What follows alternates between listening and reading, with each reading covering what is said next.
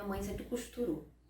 E através da influência da minha mãe, eu passei a querer aquilo ali também. Eu brincava de boneca, fazendo roupinhas para minhas bonecas, costurando. E quando eu comecei a costurar com 11 anos, isso desencadeou a minha profissão, né? Porque ali eu me descobri profissional.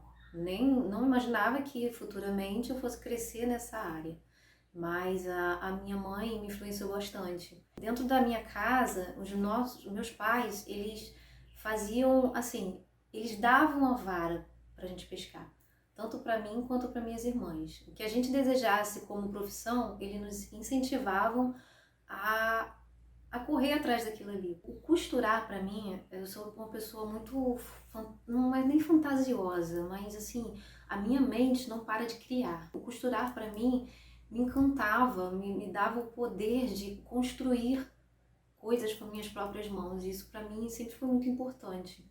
Quando eu fiz meus 20 anos, foi quando eu casei, meu primeiro casamento, eu vi que era necessário trabalhar. Comecei a trabalhar fora, trabalhei 3 anos numa fábrica, mas aí eu engravidei, de me mandaram embora depois que eu voltei de férias e tal.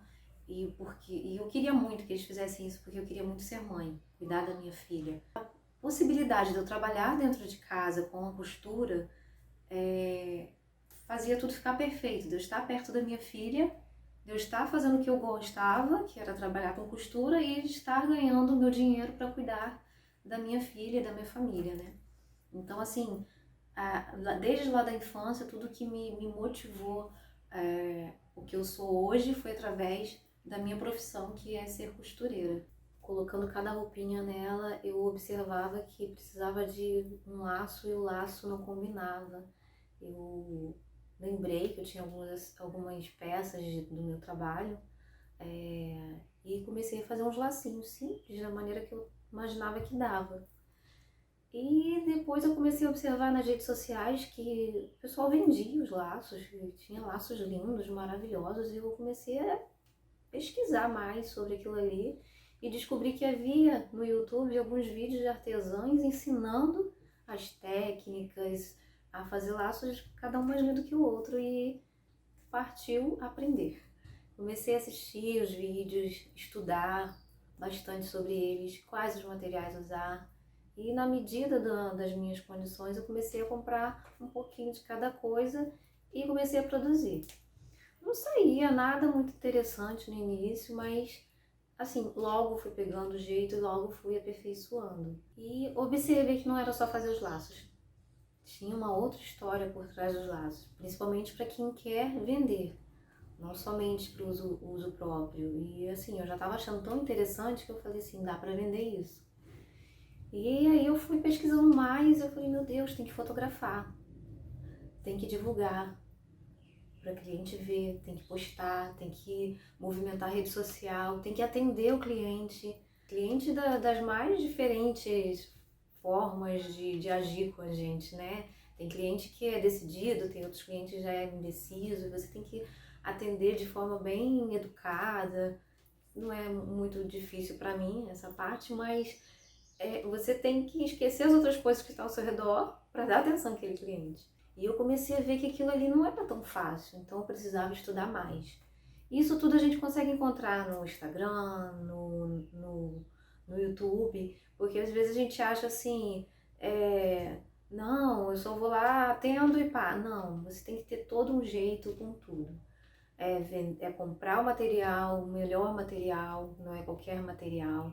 Fazer com carinho, é atender com carinho, é divulgar, é o fotografar. Então, tinha toda uma questão, eu falei, isso é empreender. Empreender não é só você, comprei um negócio e vou revender. Não, é um processo. Aí, a partir daí, eu tomei uma outra decisão. Vou retomar o meu antigo trabalho, a minha profissão, que de fato, que é costureira.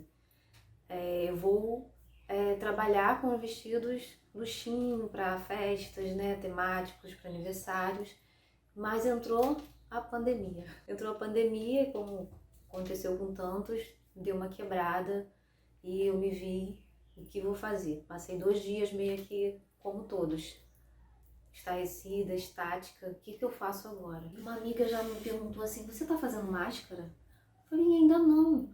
Eu falei, poxa, eu vou ter que fazer máscara, tá todo mundo me incentivando a fazer. E eu comecei o quê? Estudar novamente. Tudo novo. É novo para usar máscara, novo para fazer máscara. E eu comecei a estudar as formas, o que usar, qual tecido melhor. E, enfim, comecei a fazer máscaras, que foi o que salvou, né, nessa pandemia a minha vida, a vida de algumas outras pessoas. E uma coisa que eu tiro de isso tudo é que a gente tem que estar atento às possibilidades. A gente não pode parar e olhar para as coisas e pensar assim, poxa, não tem mais jeito, acabou, me derrotaram. Não, você tem que olhar para a dificuldade, ver como você consegue resolver ela e através dessa solução que você encontrar, você vê uma possibilidade de algo maior. Nunca pensar pequeno, nunca pensar que você não pode ir além daquilo ali. Então, eu comecei a fazer as máscaras, desenvolvi modelagem, porque aqui eu baixei, eu não gostei, e comecei a vender. E graças a Deus fluiu. Clientes que eu já tinha compraram e conquistei novos clientes. Essas novas clientes entraram o quê? Para minha lista de clientes do meu artesanato, que é o Nanikit Acessórios. Eu faço acessórios infantis, os laços, arcos, tiaras para noiva, para adulto, para criança. E essas clientes de máscaras começaram a conhecer esse meu trabalho também. Então, assim, uma coisa agregou a outra. Além dos laços, eu faço o quê? Eu faço os vestidos de criança. Quando a gente fala de empreender, a gente pensa que é uma coisa muito fácil, né? Mas não é. A gente nunca começa lá de cima. Ah, eu tenho um dinheiro depositado, vou empreender nisso. Há quem tenha, né? Mas a realidade mesmo não é essa. A gente começa do pouquinho. Eu comecei das pequenas fitas que eu tinha. O empreender é começar do primeiro degrau. Somente quando a gente é criança que a gente começa, né, subir de 2 em 2 degraus, porque aquilo ali é divertido. Mas a realidade não é essa.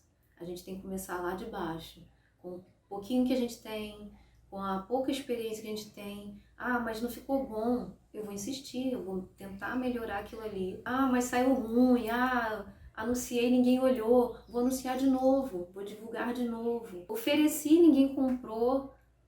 Talvez não atendesse a expectativa daquele cliente, mas você vai tentar novamente oferecer para o outro cliente.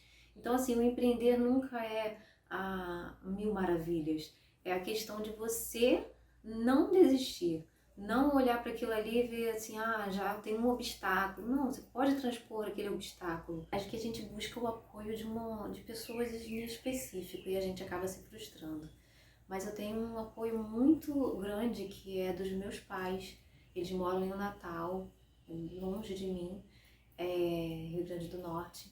Mas de lá, sempre que eu posto as minhas peças nas redes sociais, eles estão lá comentando com muito carinho as minhas peças. Isso me enche de alegria. As minhas filhas, que são os meus tesouros, por quem eu luto todos os dias, por quem eu tento ser exemplo, para quem eu tento ser exemplo, e por elas eu faço mil sacrifícios. As minhas irmãs também me apoiam bastante, mesmo longe também, elas me ajudam na divulgação, elas me ajudam vendendo minhas peças e isso dá gás, dá vontade de continuar, dá vontade de dar um passo mais adiante. Como eu estava falando, as pessoas à nossa volta não vão apoiar sempre.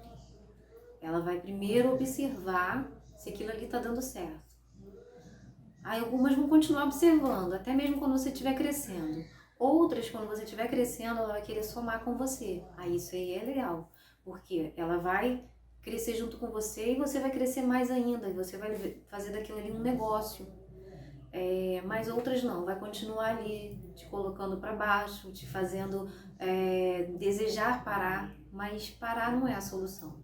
O empreendimento é uma montanha russa em todos os segmentos, então cabe a nós a ter um objetivo. Qual é o meu objetivo com esse empreendimento? O que eu quero? O que eu quero realizar com isso? É uma realização apenas pessoal? É uma realização, algo que eu quero realizar grande, comprar uma casa, comprar um carro, a educação, a faculdade dos meus filhos. Então, se eu tenho uma meta, se eu tenho um objetivo, não vai ser as palavras daquele que está à nossa volta que vai fazer nos fazer desanimar. Muito pelo contrário, aquilo ali vai que de repente nos fazer ter mais garra, a não ouvir e guardar aquilo ali, reter aquilo ali, vai nos fazer avançar cada vez mais, que é o meu caso. Se eu tô fazendo uma coisa, eu já tô pensando em outra, eu já quero lançar outra, então eu tenho que às vezes até me frear, porque eu tenho vontade de avançar, de crescer. Então assim, é isso que a gente precisa focar. Esquecer as dificuldades, esquecer que não conseguiu, esquecer que fracassou, uma hora a gente fracassa e continuar avançando. Eu deixo um recado para as mulheres da Baixada, de outro estado, ou enfim, eu quero dizer para vocês que vocês são capazes de construir alguma coisa significativa.